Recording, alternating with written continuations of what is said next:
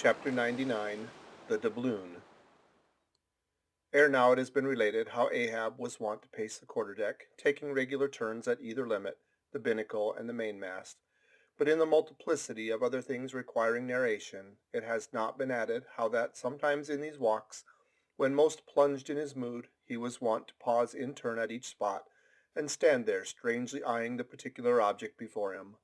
When he halted before the binnacle, with his glance fastened on the pointed needle of the compass, that glance shot like a javelin with the pointed intensity of his purpose, and when resuming his walk he again paused before the mainmast. Then, as the same riveted glance fastened upon the riveted gold coin there, he still wore the same aspect of nailed firmness, only dashed with a certain wild longing, if not hopefulness.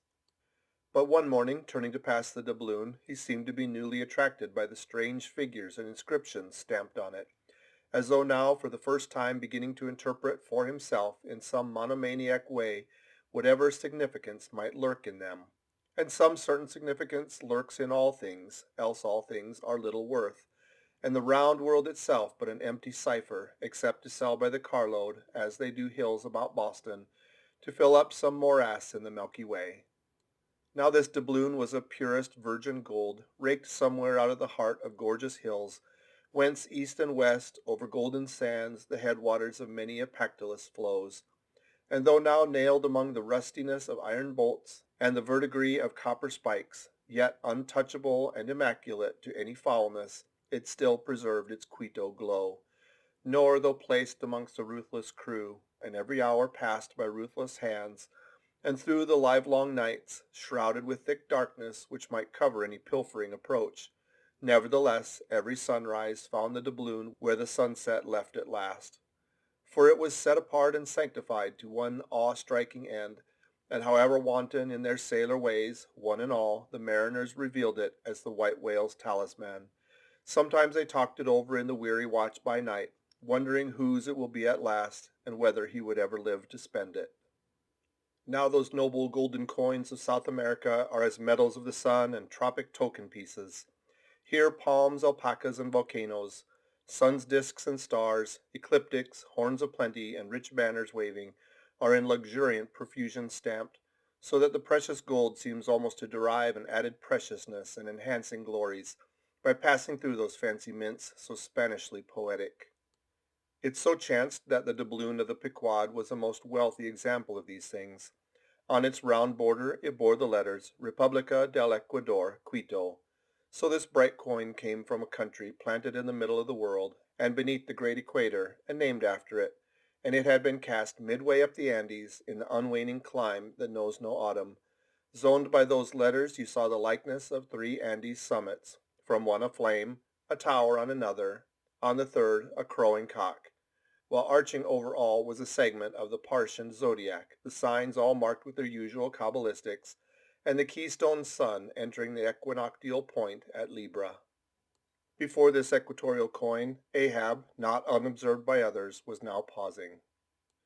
There's something ever egotistical in mountain tops and towers, and all other grand and lofty things.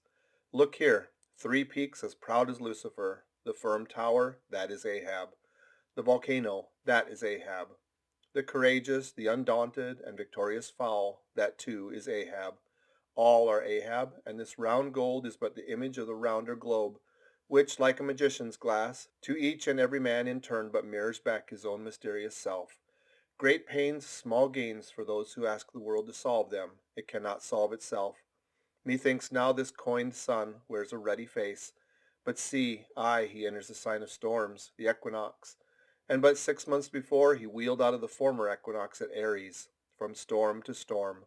So be it then, born in throes, 'tis fit that man should live in pains and die in pangs. So be it then, here's stout stuff for woe to work on. So be it then. No fairy fingers can have pressed the gold, but devil's claws must have left their moldings there since yesterday, murmured Starbuck to himself, leaning against the bulwarks. The old man seems to read Belshazzar's awful writing. I have never marked the coin inspectingly. He goes below. Let me read. A dark valley between three mighty, heaven-abiding peaks. That almost seems the Trinity in some faint earthly symbol. So in this vale of death, God girds us round, and over all our gloom the sun of righteousness still shines a beacon and a hope. If we bend down our eyes, the dark veil shows her moldy soil, but if we lift them, the bright sun meets our glance halfway to cheer. Yet oh, the great sun is no fixture, and if at midnight we should fain snatch some sweet solace from him, we gaze for him in vain. This coin speaks wisely, mildly, truly, but still sadly to me. I will quit it, lest truth shake me falsely.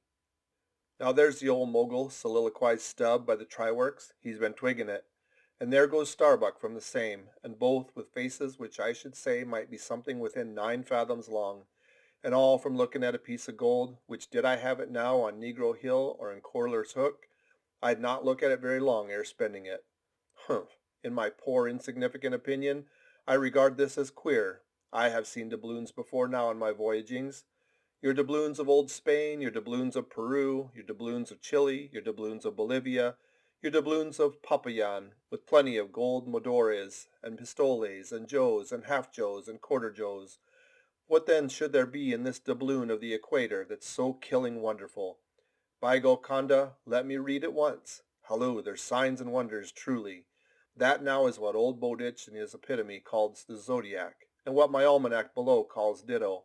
I'll get the almanac, as I have heard devils can be raised with Double's arithmetic. I'll try my hand at raising a meaning out of these queer curvatures here with the Massachusetts calendar. Look at the book. Let's see now. Signs and wonders. And the sun, he's always among 'em. Hmm, hmm, here they are. Here they go. All alive. Aries or the ram, Taurus or the bull, and Jiminy. Here's Gemini himself, or the twins. Well, the sun, he wheels among 'em. Aye, here on the coin, he's just crossing the threshold between 2 of 12 sitting rooms, all in a ring. Book, you lie there. The fact is, you, book, must know your places. You'll do to give us the bare words and facts, but we come in to supply the thoughts. That's my small experience, so far as the Massachusetts calendar, and Bowditch Navigator, and Double's arithmetic go. Signs and wonders, eh? Pity if there's nothing wonderful in signs and significant in wonders. There's a clue somewhere. Wait a bit. Hist! Hark! By Jove, I have it. Look you, Doubloon, your zodiac here is the life of a man in one round chapter. And now I'll read it off, straight out of the book. Come, almanac. To begin with, there's Aries or the ram, lecherous dog, he begets us. Then Taurus or the bull, he bumps us the first thing. Then Gemini or the twins, that is, virtue and vice. We try to teach virtue, and lo comes Cancer the crab and drags us back. And here, going from virtue, Leo, a roaring lion, lies in our path. He gives a few fierce bites and surly dabs with his paw. We escape, and hail Virgo, the virgin. That's our first love. We marry and think to be happy, for when pops Libra, or the scales. Happiness weighed and found wanting. And while we are very sad about that, Lord, how we suddenly jump, as Scorpio, or the scorpion, stings us in the rear. We are curing the wound, when whang come the arrows all around us. Sagittarius, or the archer, is amusing himself. As we pluck out the shafts, stand aside, here's the battering ram, Capricornus, or the goat. Full tilt he comes rushing, and headlong we're tossed, when Aquarius, or the water-bearer, pours out his whole deluge and drowns us, and to wind up with Pisces, or the fishes, we sleep. There's a sermon now writ in high heaven, and the sun goes through it every year, and yet comes out of it all alive and hearty. Jollily he aloft there wheels through toil and trouble, and so alow here does jolly Stubb. Oh, jolly's the word for adieu, Doubloon. But stop, here comes little King Post. Dodge round the try-works now, and let's hear what he'll have to say. There, he's before us. He'll out with something presently. So, he's beginning. I see nothing here but a round thing made of gold, and whoever raises a certain whale, this round thing belongs to him. So what's all this staring been about? It's worth $16, that's true, and at 2 cents the cigar, that's 960 cigars. I won't smoke dirty pipes like Stubb, but I like cigars. And here's 960 of them, so here goes flask aloft to spy them out. Shall I call that wise or foolish now? If it be really wise, it has a foolish look to it. Yet if it be really foolish, then it has a sort of wisish look to it. But avast, here comes our old Manxman. The old hearse driver he must have been, that is, before he took to the sea. He luffs up before the doubloon. Hello, he goes around on the other side of the mast. Why, there's a horseshoe nailed on that side. And now he's back again. What does that mean? Hark, he's muttering. voice like an old worn-out coffee mill. Prick ears and listen. If the white whale be raised, it must be in a month and a day when the sun stands in one of those signs. I've studied signs and know their marks. They were taught to me 2 score years ago by the old witch in Copenhagen. Now in what sign will the sun be then? The horseshoe sign, for there it is, right opposite the gold. And what's the horseshoe sign? The lion is the horseshoe sign, the roaring and devouring lion. Ship, my old head shakes to think of thee. There's another rendering now, but still one text. All sorts of men in one kind of world, you see. Dodge again. Here comes Queequeg, all tattooing. Looks like the signs of the zodiac himself. What says the cannibal? As I live, he's comparing notes, looking at his thigh bone, thinks the sun is in the thigh, or in the calf, or in the bowels, I suppose, as the old women talk surgeon's astronomy in the back country. And by Jove, he's found something there in the vicinity of his thigh. I guess it's Sagittarius, or the Archer. No, he don't know what to make of the doubloon. He takes it for an old button off some king's trousers. But aside again, here comes that ghost devil, Fadala. Tail coiled out of sight as usual. Oakum in the toes of his pumps as usual. What does he say with that look of his? Only makes a sign to the sign and bows himself. There is the sun on the coin. Fire worshipper, depend upon it. Ho, more and more. This way comes Pip. Poor boy, would he had died, or I. He's half horrible to me. He too has been watching all these interpreters, myself included. And look now, he comes to read with that unearthly idiot face. Stand away again and hear him. Hark. I look, you look, he looks, we look, ye look, they look. Upon my soul, he's been studying Murray's grammar, improving his mind, poor fellow. But what's that he says now? Hist. I look, you look, he looks, we look, ye look, they look. Why, he's getting it by heart. Hist again. I look, you look, he looks, we look, ye look, they look. Well, that's funny. And I, you, and he, and we, ye, and they are all bats, and I'm a crow, especially when I stand atop this pine tree here. Caw, caw, caw, caw, caw, caw. Ain't I a crow? And where's the scarecrow? There he stands. 2 bones stuck into a pair of old trousers, and 2 more poked into the sleeves of an old jacket. Wonder if he means me. Complimentary? Poor lad. I could go hang myself. Anyway, for the present, I'll quit Pip's vicinity. I can stand the rest, for they have plain wits, but he's too crazy-witted for my sanity. So, I leave him muttering. Here's the ship's navel, this doubloon here, and they are all on fire to unscrew it. But unscrew your navel, and what's the consequence? Then again, if it stays here, that's ugly too. For when aught's nailed to the mast, it's a sign that things grow desperate. Ha ha, old Ahab, the white whale, he'll nail ya. This is a pine tree.